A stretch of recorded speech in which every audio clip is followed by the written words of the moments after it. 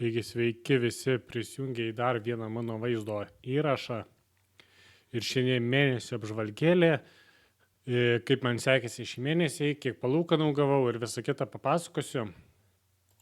Greitai prabėgsime, kad ilgai neužtruktų vaizdo įrašas. Sąskaitoje yra 22 eurai beveik. Palūkanų gavau šį mėnesį, bent jau čia rodo beveik 44 eurus. Ir vidutinė palūkanų norma yra 30 beveik 1%. Dabar buvo investuota į mano vieną paskolą, kaip tik šiandien įrašinėjo. Galim peržvelgti, kas ją gavo. Su 30 procentų palūkanų ir 36 mėnesiams terminas. Gavo 25 metų moteris, nesusituokus, stažas 4 metai ir, sakyčiau, tenkina toks dalykas, kaip ir sakiau, kuo jaunesnis žmogus vis tiek suinteresuotas grąžinti greičiau pinigus, nes nori žmonėm į skolas įlysti.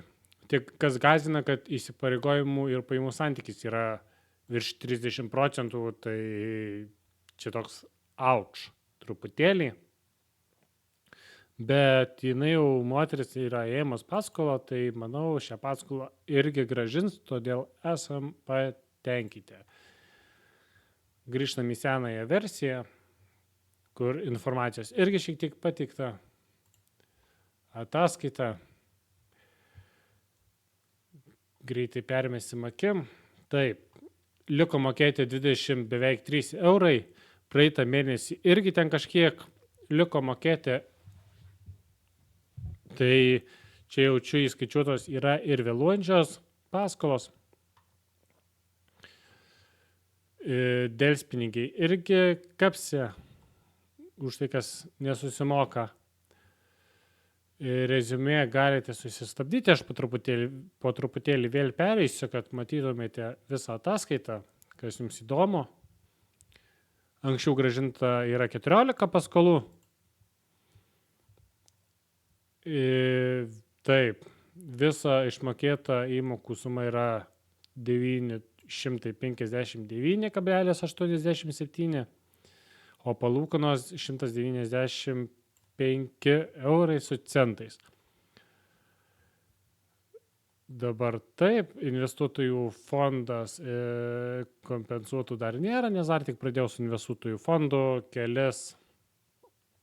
Vieną paskolą investavau ir paskui dabar yra antra paskola. Tai tokia yra mano dabar ataskaita šio mėnesio.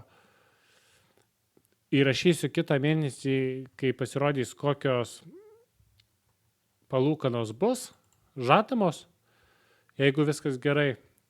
Ir pasižiūrėsime, ką vėl gausime. Tai va tokia ataskaita ir tikimės, kad jums bent jau kažkiek naudinga bus, galbūt ir patys suinteresuoti būsite investuoti, kad ir ne į savį platformą, kad yra paskolų klubą ar Finbi, yra daug kitų platformų. Jeigu bus įdomu, galbūt ir aš pereisiu į tas ir ataskaitas parodysiu, kaip man sekasi tose platformose dabar tik savį, tai čia jeigu paspausite like ir subscribe, tada žiūrėsiu. O dabar aš neskubu, investuoju tik į šitą, tai kitą mėnesį vėl įdėsiu 100 eurų ir po truputį kelsime savo balansą ir žiūrėsime, kaip man sekasi. O po 1000 sekėjų, aš manau, painvestuosime šiek tiek ir į akcijas, į rizikingesnės akcijas, kurios duoda nemažas procentų palūkanų, bet su aukšta rizika, tai manau, nuo 1000 sekėjų mes tą ir padarysime. O dabar ačiū, kad žiūrėjote. Tikiuosi, kažkiek informacijos buvo naudingos, įdomios, kiek čia galima vis dėlto uždirbti iš savį. Tai iki sekančio vaizdo įrašo. Tai čia jaučiu bus kokį ketvirtadienį arba penktadienį. Sudie.